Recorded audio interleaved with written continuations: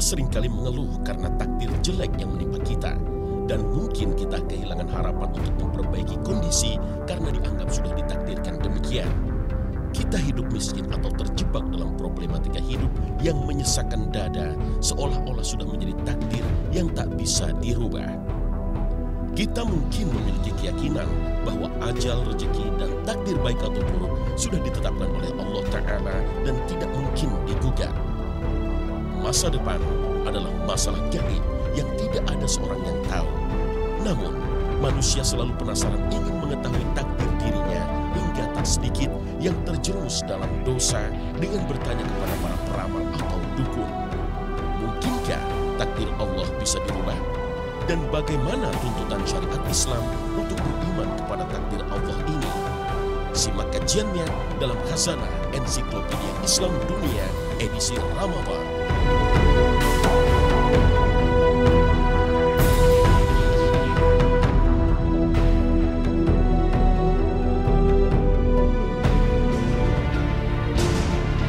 Assalamualaikum warahmatullahi wabarakatuh. Selamat pagi pemirsa Trans 7. Khazanah Ensiklopedia Islam Dunia pagi ini kembali hadir ke hadapan Anda untuk berbagi wawasan keislaman dan saling menasehati dalam kebajikan. Beriman kepada takdir Allah Subhanahu wa Ta'ala merupakan salah satu rukun iman. Tidak akan sempurna keimanan seseorang sehingga dia beriman kepada takdir.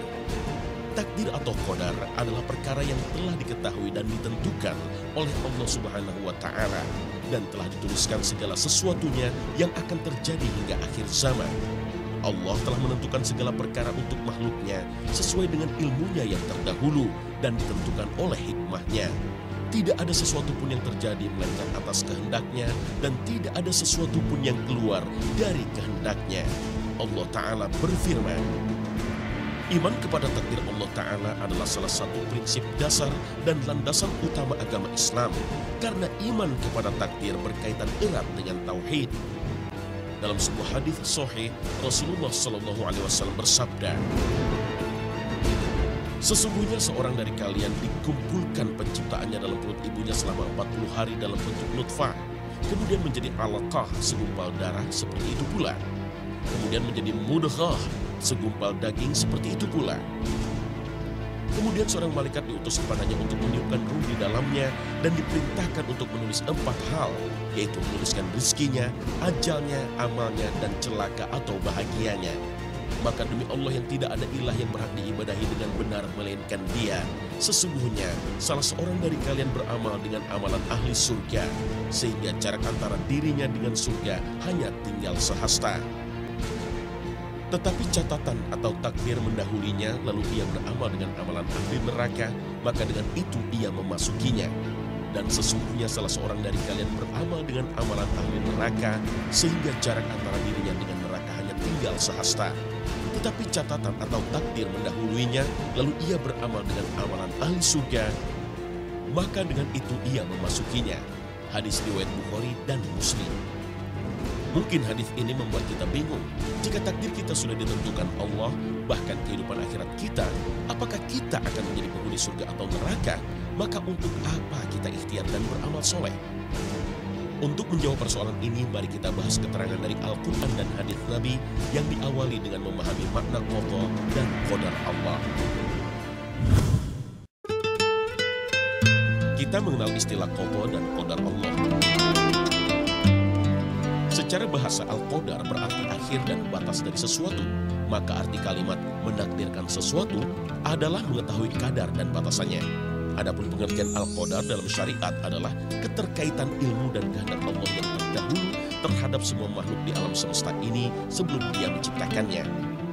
Maka tidak ada sesuatu pun yang terjadi di alam ini melainkan Allah telah mengetahui, menghendaki dan menetapkannya sesuai dengan kandungan hikmahnya yang maha sempurna. Sedangkan pengertian al-qadha secara bahasa adalah hukum. Adapun dalam syariat pengertiannya kurang lebih sama dengan al-qadar. Menurut pendapat Syekh Muhammad bin Shalih Al-Utsaimin rahimahullah, al-qadar adalah apa yang Allah Ta'ala takdirkan secara azali atau terdahulu tentang apa yang akan terjadi pada semua makhluknya. Sedangkan al-qadha adalah ketetapan Allah Ta'ala pada semua makhluknya dengan menciptakan, mematikan, dan merubah keadaan mereka. Artinya, takdir Allah mendahului qadhonya. Allah berfirman, sesungguhnya kami menciptakan segala sesuatu dengan al-qadar atau takdirnya. Al-Quran, Surat Al-Qamar ayat 49. Imam Ibnu Katsir rahimahullah mengatakan takdir Allah mendahului semua makhluknya. Artinya, kita harus meyakini bahwa Allah Maha mengetahui segala sesuatu sebelum terjadinya. Dan Dia telah menuliskannya dalam Al-Lauhul Mahfuz sebelum Dia menciptakannya. Sebagaimana firman Allah, ما أصاب من مصيبة في الأرض ولا في أنفسكم إلا في كتاب من قبل أن نبرأها إن ذلك على الله يسير. Meski semua ketetapan sudah ditentukan Allah, apakah kita masuk surga atau neraka, tak berarti kita tidak perlu mengerjakan amal soleh. Mari kita simak hadis Rasulullah. Tidak ada seorang pun dari kalian kecuali Allah telah menetapkan tempatnya di surga atau tempatnya di neraka. Para sahabat bertanya, wahai Rasulullah, kalau demikian, apakah kita tidak bersandar saja pada ketentuan takdir kita dan tidak perlu melakukan amal kebaikan? Rasulullah SAW bersabda, lakukanlah amal kebaikan, karena setiap manusia akan dimudahkan untuk melakukan apa yang telah ditetapkan baginya. Manusia yang termasuk golongan orang-orang yang berbahagia atau masuk surga, maka dia akan dimudahkan untuk melakukan amal golongan orang-orang yang berbahagia. Dan manusia yang termasuk golongan orang-orang yang celaka atau masuk neraka, maka dia akan dimudahkan untuk melakukan amal golongan orang-orang yang celaka. Hadis riwayat Bukhari. Hadis dan firman Allah ini memperjelas pemahaman kita untuk berikhtiar dengan memperbanyak amal soleh hingga Allah memudahkan jalan bagi kita untuk menjadi penghuni surga. Semua takdir kita sudah tercatat dalam Lauhul Mahfuz. Namun mungkinkah Allah merubahnya karena doa atau kebaikan kita? Takdir Allah terbagi dua, yaitu pertama takdir yang bersifat umum dan meliputi semua makhluk yang tertulis dalam Lauhul Mahfuz, karena Allah telah menuliskan di dalamnya ketetapan takdir segala sesuatu sampai terjadinya hari kiamat. Sebagaimana yang disebutkan dalam hadis riwayat Abu Dawud dalam kitab Sunan Abi Dawud dari Ubadah bin Samit radhiyallahu anhu, dia berkata, aku mendengar Rasulullah SAW bersabda, makhluk yang Allah ciptakan pertama kali adalah al-qalam atau pena. Lalu Allah berfirman kepadanya, tulislah. Maka dia bertanya, wahai Rabbku, apa yang harus aku tulis? Allah Ta'ala berfirman, tulislah ketetapan takdir segala sesuatu sampai terjadinya hari kiamat. Kedua, takdir yang bersifat khusus, yang merupakan rincian dari takdir umum. Takdir yang merupakan ketetapan sepanjang hidup sudah ditulis ketika janin dalam kandungan ibunya berupa ajal, rezeki, amal perbuatan, dan takdir celaka atau bahagianya. Ada juga yang disebut takdir tahunan, yaitu takdir yang ditetapkan oleh Allah Ta'ala pada malam Lailatul Qadar di bulan Ramadan tentang kejadian-kejadian sepanjang tahun. Sebagaimana firman Allah, Inna anzalnahu fi lailatin mubarakah Inna kunna munzirin fiha yufraqu kullu amrin hakim. sesungguhnya kami menurunkan Al-Quran pada suatu malam yang diberkahi, Lailatul Qadar, dan sesungguhnya kamilah yang memberi peringatan. Pada malam itu ditetapkan dengan terperinci segala urusan penuh hikmah. Al-Quran, Surat Ad-Dukhan, ayat 3-4. Selain itu, ada takdir harian, yaitu takdir yang ditetapkan oleh Allah Ta'ala tentang kejadian-kejadian dalam sehari, berupa kematian, kelahiran, kemuliaan, kehinaan, dan lain sebagainya. Sebagaimana firman Allah, setiap hari Dia mengatur urusan semua makhluknya. Al-Quran, Surat Ar-Rahman, ayat 29. Para ulama juga membagi takdir seperti dalam kitab Hadits Arba'in An-Nawawi, bahwa takdir menjadi dua jenis, yaitu takdir mubram dan takdir mu'allam.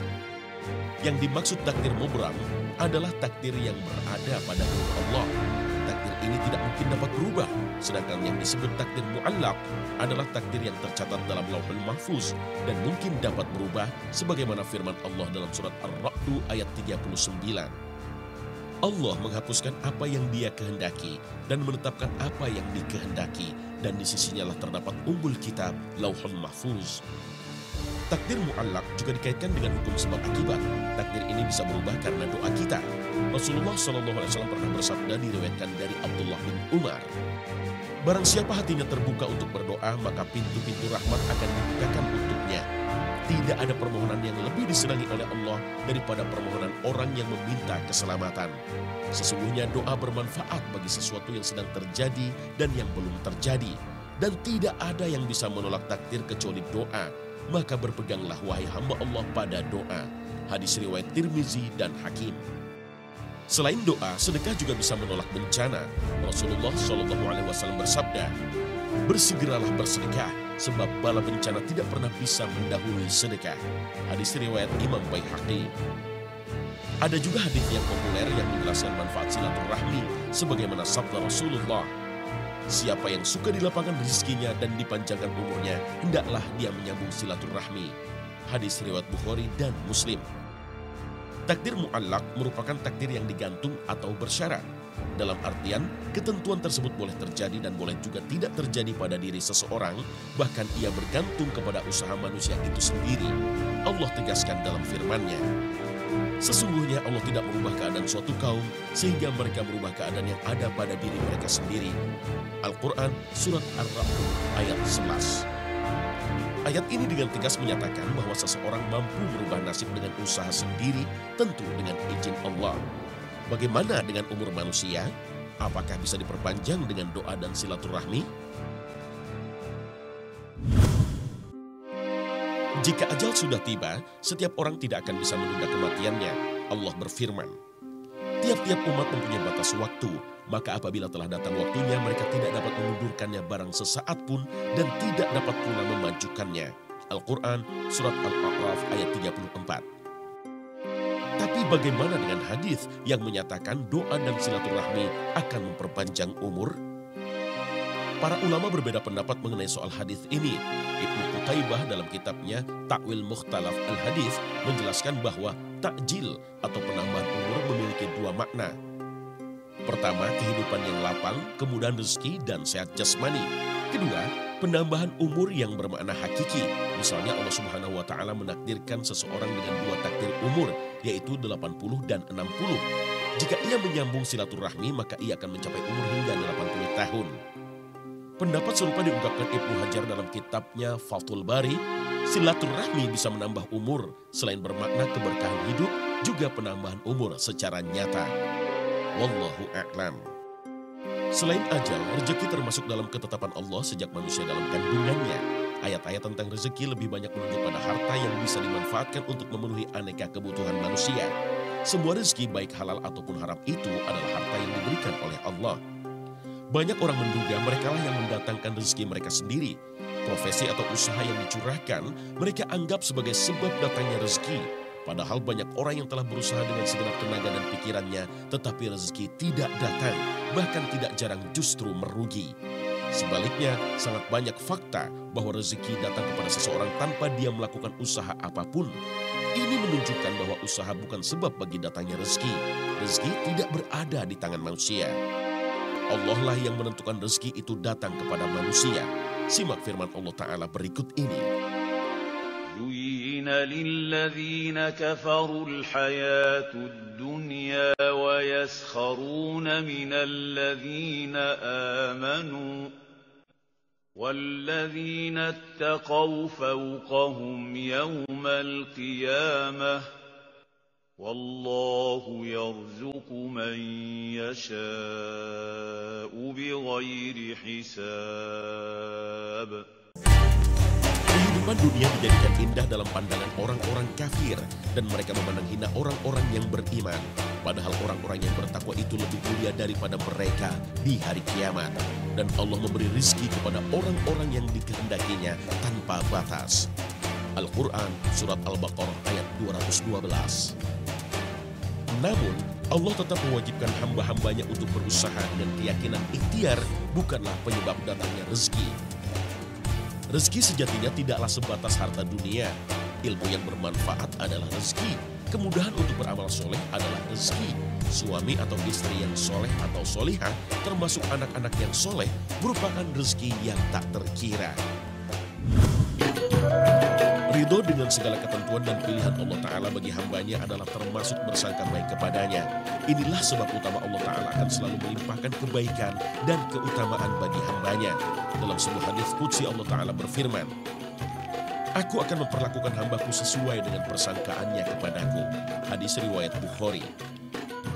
Takdir yang Allah Ta'ala tetapkan bagi hambanya baik berupa kemiskinan atau kekayaan, sehat atau sakit, kegagalan dalam usaha atau keberhasilan, dan lain sebagainya, wajib diyakini bahwa itu semua adalah yang terbaik. Karena Allah Ta'ala Maha mengetahui bahwa di antara hambanya ada yang akan semakin baik agamanya jika dia berikan kemiskinan, sementara yang lain semakin baik jika diberi kekayaannya. Allah berfirman, "Boleh jadi kamu membenci sesuatu, padahal itu baik bagimu. Dan boleh jadi kamu mencintai sesuatu, padahal itu amat buruk bagimu.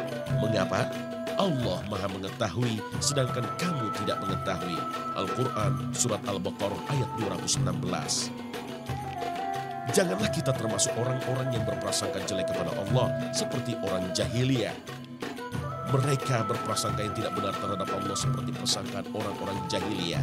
Mereka berkata, "Apakah ada bagi kita barang sesuatu hak campur tangan dalam urusan ini?" Katakanlah, sesungguhnya urusan atau ketetapan takdir itu seluruhnya di tangan Allah. Al-Quran Surat Ali Imran ayat 154. Arti zannal jahiliyah atau persangkaan orang-orang jahiliyah dalam ayat ini menurut Ibnu Qayyim ditafsirkan dengan mengingkari hikmah dan takdir Allah atas seluruh makhluknya, atau mengingkari bahwa Allah akan memenangkan agama yang dibawa Rasulullah SAW dan menjadikannya unggul di atas agama-agama lainnya. Persangkaan buruk merupakan prasangka yang tidak pantas bagi nama-nama Allah yang maha indah dan sifat-sifatnya yang maha tinggi, serta zatnya yang maha suci dari segala keburukan dan celaan. Prasangka buruk di samping dosanya sangat besar, bahkan bisa sampai pada tingkat kekafiran. Kalau demikian, sejatinya tidak ada takdir buruk. Menurut Syekh Muhammad bin Shalih Al-Utsaimin rahimahullah, keburukan yang ada pada takdir bukanlah ditinjau dari takdir Allah atau perbuatannya menakdirkan. Tetapi keburukan terletak pada al-maqdur atau sesuatu yang ditakdirkan. Oleh karena itu, jika ditinjau dari perbuatan Allah menakdirkan, maka tidak ada padanya keburukan sedikit pun, bahkan semua adalah kebaikan, meskipun tidak sesuai dengan keinginan manusia dan menyakitkan baginya. Adapun kalau ditinjau dari al-maqdur, sesuatu yang ditakdirkan, maka kita bisa katakan ada takdir yang baik dan ada takdir yang buruk. Dalam Al-Quran, Allah telah tegaskan bahwa semua bencana dan kerusakan di muka bumi karena ulah manusia. Telah nampak kerusakan, bencana di daratan dan di lautan disebabkan karena perbuatan tangan dosa manusia, supaya Allah merasakan kepada mereka sebagian dari akibat perbuatan mereka, agar mereka kembali ke jalan yang benar. Al-Quran Surat Ar-Rum ayat 41. Jika kita terkena musibah, maka disyariatkan untuk mengucapkan Inna lillahi wa inna ilaihi raji'un. Sesungguhnya semua milik Allah dan akan kembali padanya. Semua musibah terjadi atas pengetahuan dan izin Allah, sebagaimana firman-Nya. Tidak ada sesuatu musibah pun yang menimpa seseorang kecuali dengan izin Allah. Dan barang siapa yang beriman kepada Allah, niscaya dia akan memberi petunjuk ke dalam hatinya. Dan Allah Maha mengetahui segala sesuatu. Al-Quran Surat At-Taghabun ayat 11. Rasulullah juga menegaskan dalam sebuah hadis, tidak beriman salah seorang dari kalian hingga dia beriman kepada takdir baik dan takdir buruk dari Allah, dan hingga yakin bahwa apa yang menimpanya tidak akan luput darinya, serta apa yang luput darinya tidak akan menimpanya. Hadis riwayat Tirmizi. Allah tidak melarang hambanya berkeluh kesah dan mengadukan persoalan hidupnya kepadanya, namun tetap disertai keridhaan atas semua takdirnya. Bersandar dan berserah diri kepada Allah Ta'ala adalah sebaik-baik usaha untuk mendapatkan kebaikan dan kecukupan darinya. Allah berfirman, dan barang siapa yang bertawakal kepada Allah, niscaya Allah akan mencukupkan keperluannya. Al-Quran Surat At-Talaq ayat 3.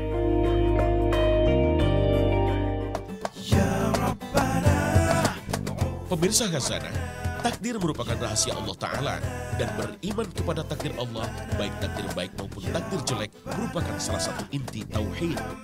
Berbaik sangkalah pada Allah, karena di balik semua ketetapannya ada hikmah dan pelajaran bagi orang-orang beriman. Terima kasih atas perhatian Anda, dan wassalamualaikum warahmatullahi wabarakatuh.